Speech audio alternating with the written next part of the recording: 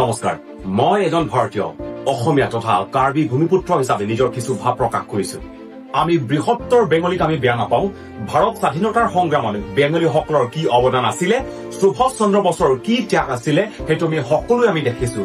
আমি কোনো জাতিক বেয়া নাপাওঁ কিন্তু সংবিধানে সুৰক্ষা দিয়া আমাৰ কাৰ্বি আংলং জিলাত বেংগলী সমাজক নেতৃত্ব দিয়া সকলে যি মন্তব্য কৰিলে সেয়া শুনি মনে মনে থাকিব নোৱাৰিলে বাৰবাৰ তুলিৰাম নহয় ইয়াত আৰু চিএম হ'ব নোৱাৰে এইটো খাটাং আমি কৈ দিলো তাৰ কাৰণে যি চেলেঞ্জ ল'ব লগা আছে আমি ল'বলৈ প্ৰস্তুত আছো তেওঁলোকে বিচাৰিলে কাৰ্বি আংলং শাসন সলনি কৰিব পাৰে কি কথা কৈছে এনেকৈ কোৱা মানে নিশ্চিতভাৱে সেই বেংগলী সমাজ পাকিস্তান অথবা বাংলাদেশৰ পৰা অহা বেংগলী সমাজ যদিহে ভাৰতীয় হ'লহেঁতেন তেনেকুৱা কথা নকলেহেঁতেন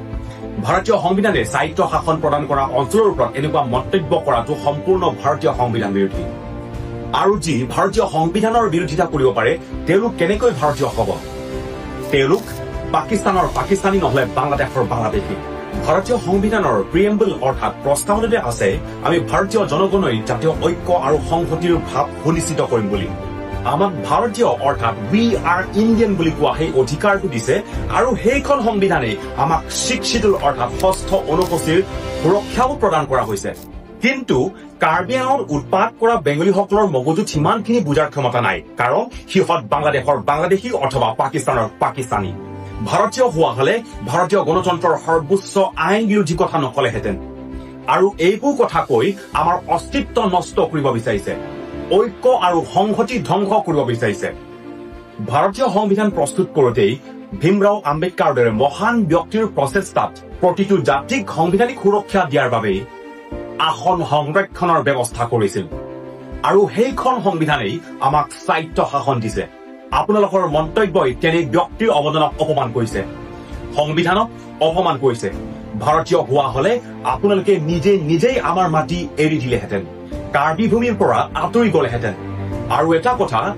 ভাৰতত 9 কোটি বেংগলীৰ বাবে পশ্চিমবংগ ৰাজ্য আছে 10 কোটি বিহাৰীৰ বাবে বিহাৰ ৰাজ্য আছে আপোনালোকৰ মন থাকিলে তাত যাওক আৰু তাত আসন বা শাসনৰ কথা কৈ থাককৈ আমাৰ 5 বা 6 লাখ কাৰ্বি জনসংখ্যা থকা ভাৰতীয় সংবিধানে স্বায়ত্ব শাসন প্ৰদান কৰা কাৰ্বি আংলঙত উৎপাত কৰি সংবিধান বিৰোধী কথা কৈ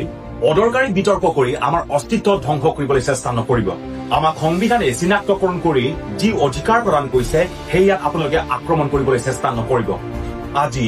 বেংগলীসকলৰ বংগৰ 20 জনৈকৈ অধিক তেনেকৈ বিহাৰীসকলৰো 20 জনৈকৈ অধিক লোকসভাৰ সদস্য আছে কিন্তু কাৰ্বিসকলৰ মাজৰ পৰা মাত্ৰ এজনেই এমপি অৰ্থাৎ লোকসভাৰ সদস্য আছে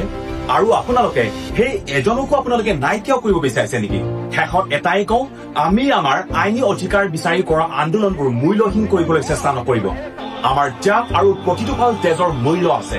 আপোনালোকে ষড়যন্ত্ৰ কৰি আমাৰ ত্যাগক মূল্যহীন কৰাৰ চেষ্টা নকৰিব